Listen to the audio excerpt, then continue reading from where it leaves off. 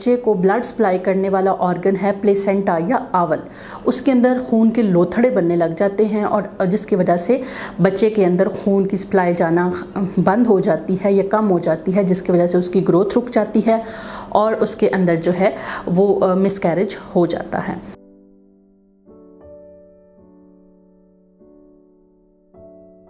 अस्सलाम वालेकुम, मेरा नाम डॉक्टर नाइला है and I am gynaecologist and obstetrician and infertility expert. Other than that I do gynae aesthetic surgeries. I am working as a head of gynae department in Ahsan Mumtaz Hospital and I'm fellow of College and Physician and Surgeons Pakistan and I'm member of the Society of the Gynae Obs.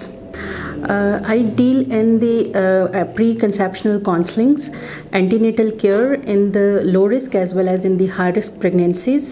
I deal all sort of hormonal problem like PCOS in teenage group and I deal the hormonal problem in the old age ladies like menopause.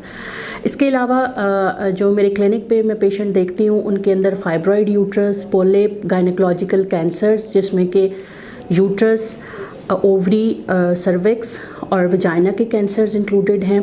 और इसके अलावा मेरा specific area of interest है gynae aesthetic surgeries, जिसके अंदर जो है वो ब्रेस्ट ऑगमेंटेशन और breast reconstruction surgeries after cancer of the breast, और इसके अलावा vaginal tightening procedure with the laser और नॉन सर्जिकली और विद सर्जरीज, लेबियोप्लास्टी, विजाइनोप्लास्टी, पेरिनियोप्लास्टी, एब्डोमिनोप्लास्टी, और इसके अलावा पेरिनियल डीपिगमेंटेशंस हैं।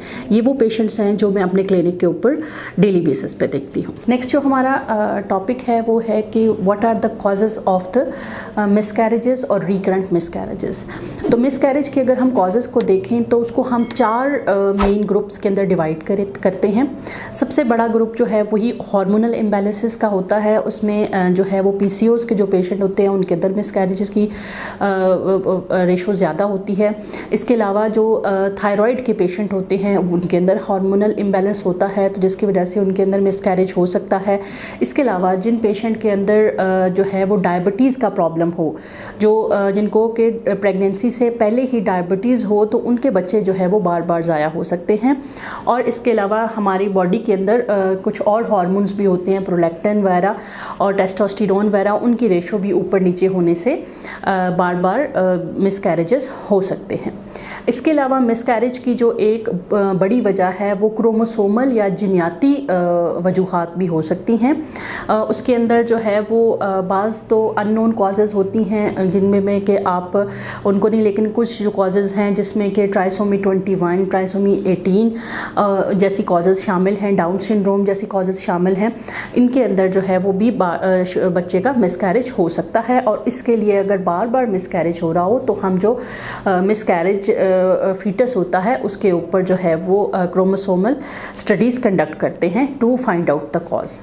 इसके अलावा जो बहुत सारे इन्फेक्शंस हैं जिसके अंदर हम उनको अपनी ज़ुबान में टॉर्च इन्फेक्शंस कहते हैं, वो भी अगर फ़ीमेल के अंदर हों तो वो भी बच्चे को इन्फेक्शन कॉज करते हैं और मिसकैरेज की वजह बन सकते हैं।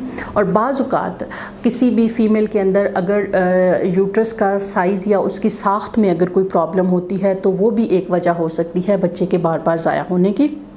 और हमारी एक और बड़ी वजह ये है कि जिसको हम एंटीफॉस्फोलिपिड सिंड्रोम कहते हैं, उसमें ये होता है कि आम ज़ुबान में उसको अठरा का मर्ज़ भी कहा जाता है, जिसमें कि जो बच्चे को ब्लड सप्लाई करने वाला ऑर्गन है प्लेसेंटा या आंवल, उसके अंदर खून के लोथड़े बनने लग जाते हैं और जिसकी वजह से बच्चे के अंदर खून की सप्लाई जाना बंद हो जाती है या कम हो जाती है, जिसकी वजह से उसकी ग्रोथ रुक जाती है और उसके अंदर जो है वो मिसकैरेज हो जाता है।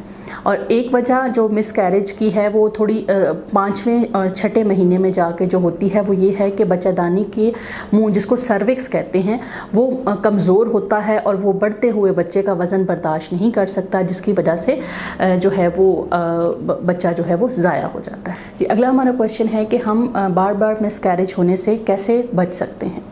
तो उसके लिए तो सबसे पहले ये कि अगर आपको PCOS का मसला है तो आप उसको सेट कर लें, जैसा कि उसमें अपना मैक्सिमम वेट लूज़ कर लें। जितना जैसे ही आप वेट लॉस करते हैं तो आपका PCOS रिवर्ट होना शुरू हो जाता है। और कंसीव करने से पहले कोशिश करें कि आप अपना मैक्सिमम वेट लॉस कर लें। इसके अलावा जैसे ही आपको प्रेगनेंसी हो तो आप प्रॉपर सर्टिफाइड गायनेकोलॉजिस्ट को चेकअप करवाएं और उनको अपनी हिस्ट्री बताएं कि आपका जो लास्ट मिसकैरेज था वो किस किस वजह से हुआ था, ताकि वो नेक्स्ट प्रेगनेंसी के लिए कोई लाए अमल तैयार कर सके। और वो जैसे जैसे आपको कहे उसी तरह से आपने अपना चेकअप उसको करवाना है।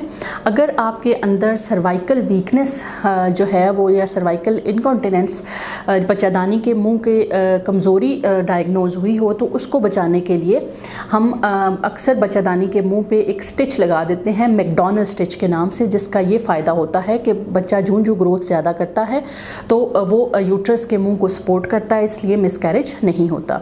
इसके अलावा जो नॉन पेशेंट होते हैं जिनके 2 या 2 से ज़्यादा मिसकैरेज हो जाएं या एक बच्चा पेट में फौत हो जाए, तो उनके लिए हम एंटी फॉस्फोलिपिड का एक टेस्ट करवाते हैं। अगर वो उनका पॉजिटिव आए तो उनको हम जो है वो बच्चे को मिसकैरेज से बचाने के लिए एक इंजेक्शन लगाते हैं क्लैक्सेन के नाम से। वो डेली बेसिस पे पेशेंट को लगता है और इसका ये फ़ायदा होता है कि उसमें फिर आवल के अंदर क्लॉट्स नहीं बनते और बच्चे को ब्लड सप्लाई सही जाती रहती है।